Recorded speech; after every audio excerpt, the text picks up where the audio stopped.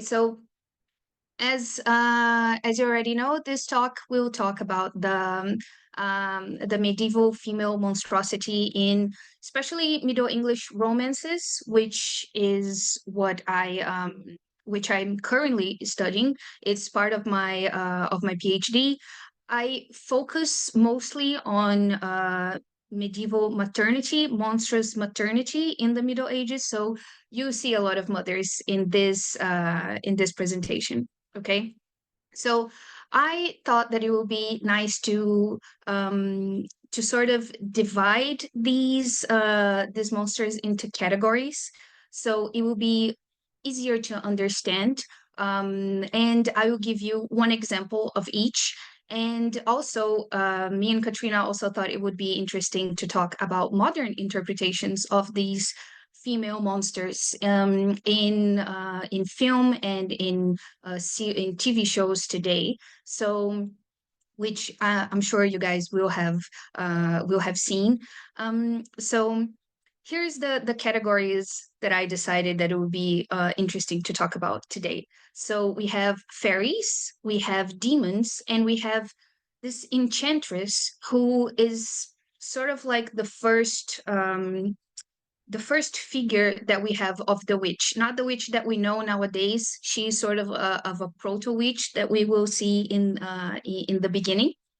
Do let me know if my slides hasn't changed. I'm very worried about that.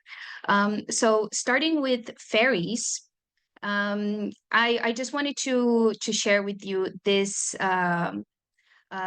text of Corinne Saunders. This is one of the texts that I put in the Gothic reading session for you guys to take a look.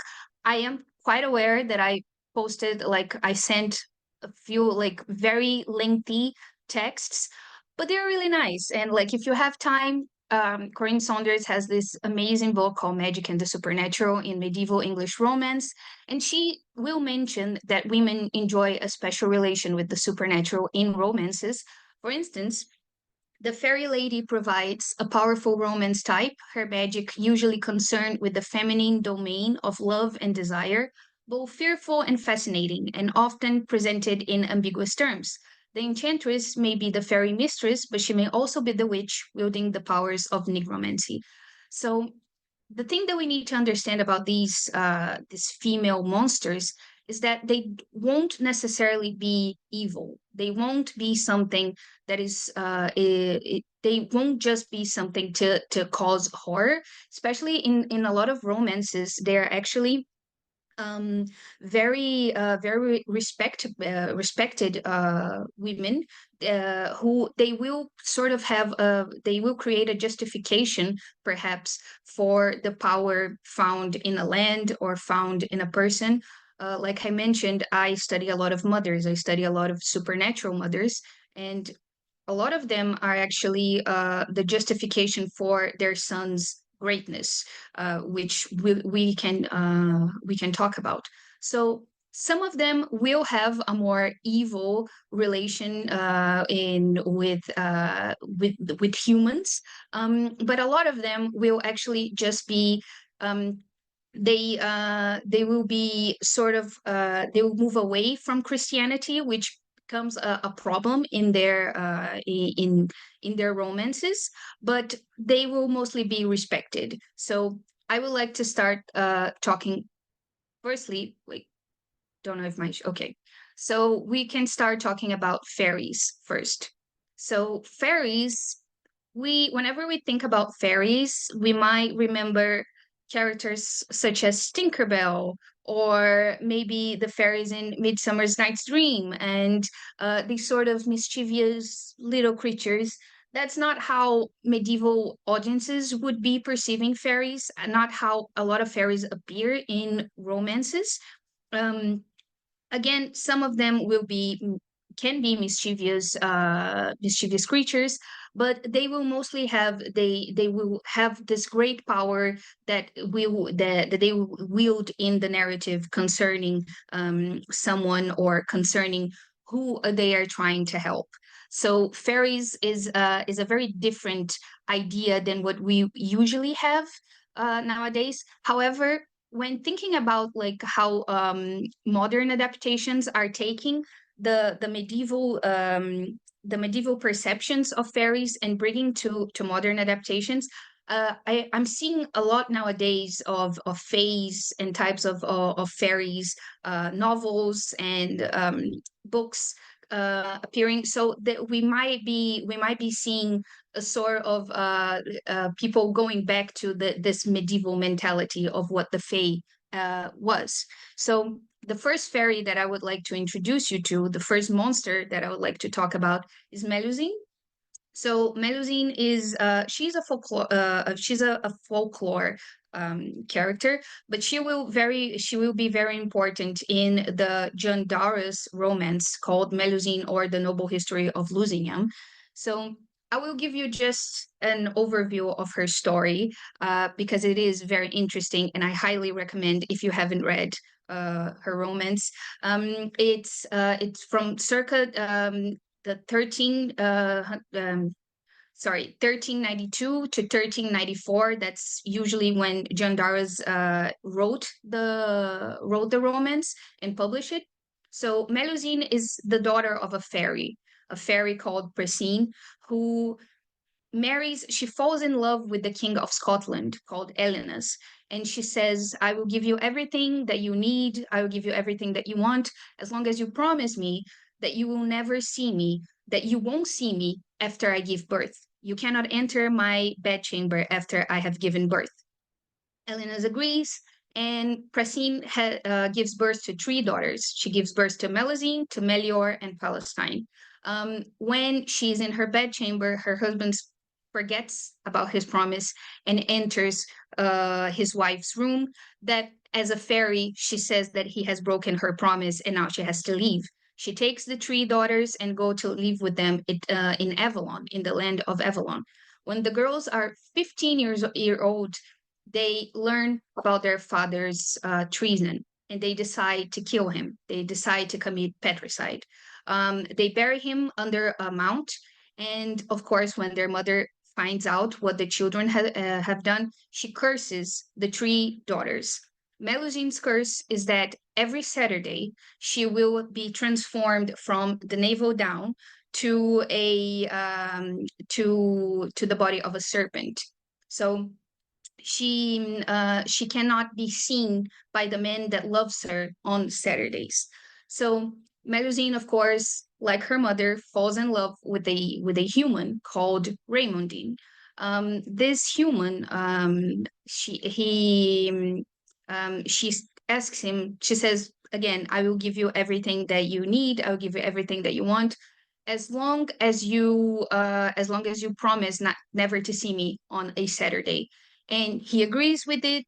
They have many children together, and their children are also very interesting to read about because Melusine monstrosity falls to her children. So one of her children will have three eyes. One of her sons will have big fangs. One of her sons, my favorite one of them, has the lion's ball printed in his cheek.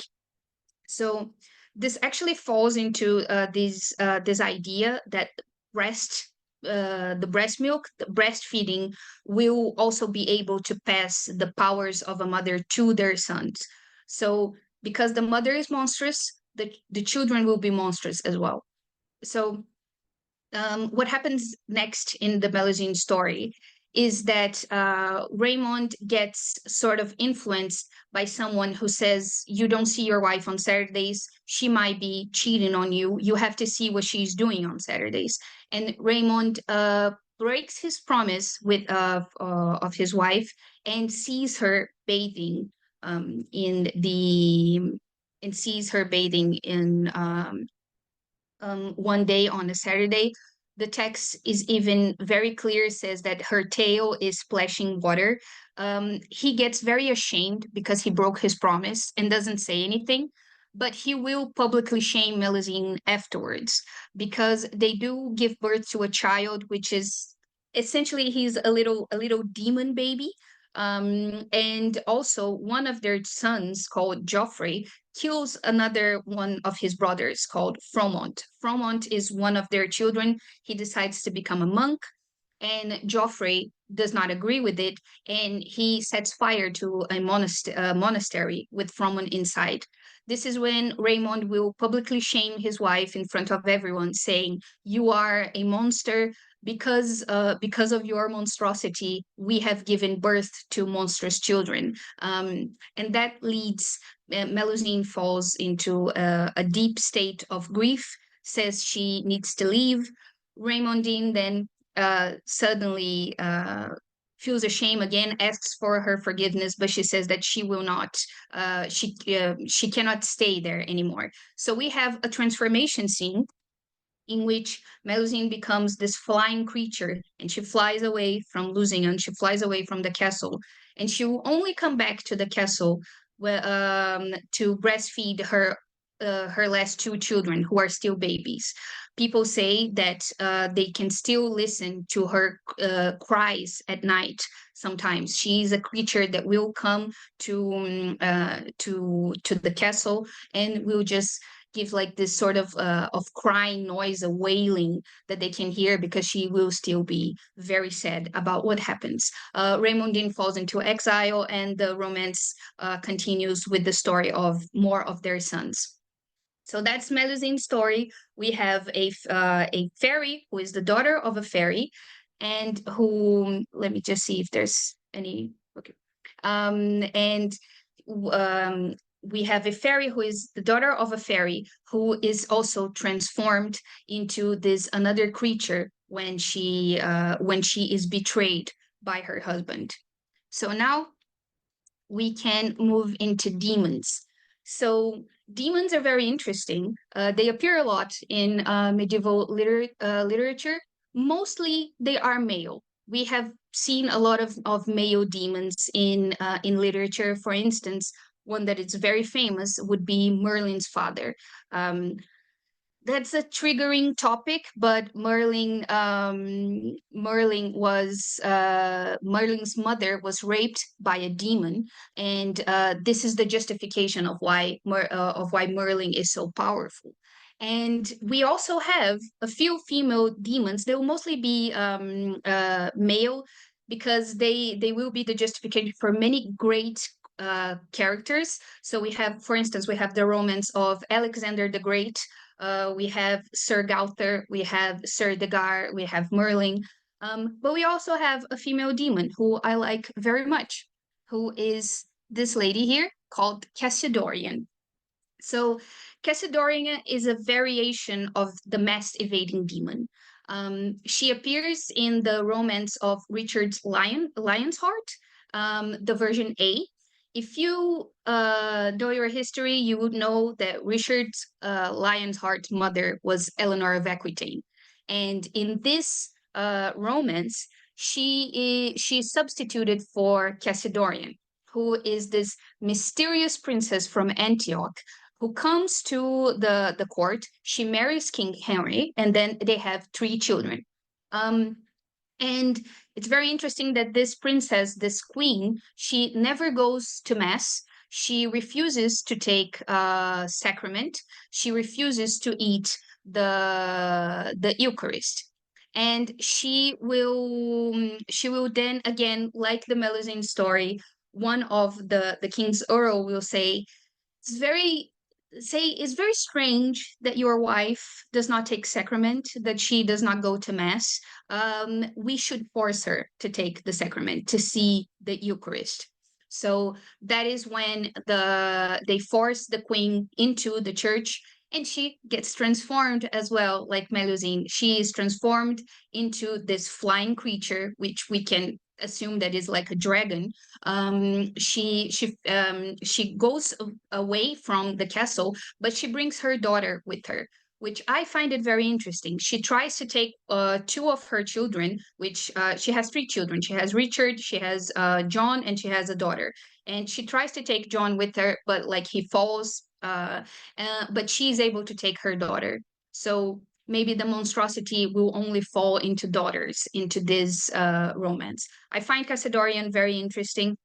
She does not appear a lot in the romance, but if you want to read the Richard Lionheart's romance, I believe I also put the link on the page if you are interested. And now we will talk a little bit about witches, not the witches that we know nowadays, not like the witch in the Wizard of Oz.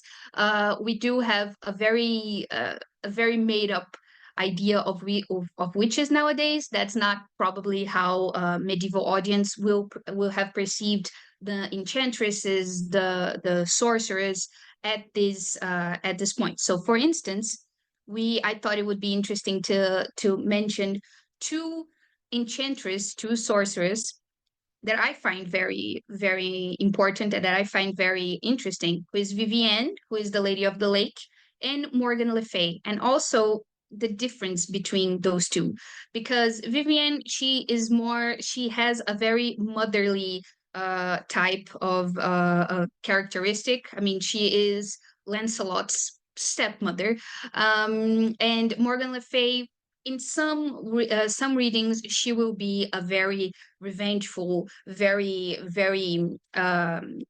powerful sorceress, very powerful witch. And in another readings, she is mainly a healer who will help the characters. But one of the readings that I also put in the in for you guys to read was the Sir Gawain and the Green Knight romance, which is a late 14th century romance that I'm very sorry to spoil the story, but in the end, we find out that Gawain's adventure was made by Morgan Le Fay, was actually architect by Morgan Le Fay. And it's interesting that we have this character called Lady Bertilac in the Sir Gawain and the Green Knight, who is the wife of his host, and she is very seductive. She is very she tries to seduce him many times in the romance. And I thought it was interesting to bring the this character here, because we do have a modern adaptation that I think is very was very interesting, the way that they were reading this character for film, which is the Green Knight movie. I'm not sure if all of you are have seen already, have watched the Green Knight, the movie from 2021. I do love this movie. I think it's such an interesting adaptation of the Green Knight, and we do have many figures of witches in this movie. Morgan is sort of she is a bit abandoned in this movie. They try to bring another figure of Gawain's mother into this narrative, but we also have the old woman, who I will be talking a little bit later. And we have the Lady Bertilac, played by Alicia Vikander in the movie, and she is also this very seductive host of Gawain in the movie. And it's very I thought it was a very interesting way of how they were able to show in this movie how the women in Sir Gawain and the Green Knight romance are the architects of the narrative. Of course, Gawain is the protagonist, but who will actually play the game, who will focus or who will create the game, are the women in this narrative, which is very interesting. And I'm talking about witches here in this idea of female monstrosity, because witches are also famous for their transformations. They're also famous for their changeable nature, which is something that is very it's for the medieval audience, is something that was associated with women. Women are very changeable. They have a very changeable nature, and this is something that can cause them to be part of the supernatural. So we can talk now about the body anxieties into so for instance, I have brought this book here called Falling Bodies by Dean Elliott. And she will talk about how the implacability of pollution taboos surrounding the female body is especially demonstrable in the tensions generated over menstruation. So menstruation will be a very big idea of why women are monstrous. This will fall into many medical ideas of that time, because the blood will be linked to the supernatural. So this is how women are being perceived in the. Of course, this is a medieval idea of the menstruation of women's bodies. So according to classical tradition, the blood itself was believed to possess uncanny powers that could alternately destroy or heal, an association that automatically linked women's body with the supernatural forces. If you remember, I talked also about how Melusine is a triplet. Her mother gave birth to three daughters.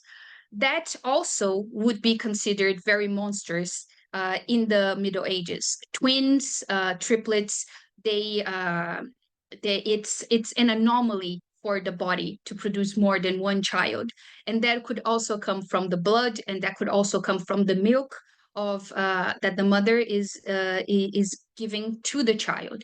There's also now I believe it was Thomas Aquinas who said that even having sex with a woman who is in her menstruation period could poison the child, could cause the child to be a monstrous child, because the blood is going to be very poisonous at this period. So we also have this wonderful book called Medieval Monstrosity and the Female Body. Highly recommend. Written by Sarah Ellison Miller, and there is a point in her writing where she will talk about the figure of the old woman, which is something that we see a lot in the adaptations of witches. A lot of witches are old women. They are repulsive. They will try to seduce young men who will not want to be near them. And she talks about how when we look into the figure of the Vetula, which means old woman, we find that the Vetula was an early and powerful instance of late medieval literary constructions of sexualized, repulsive, deceptive old women.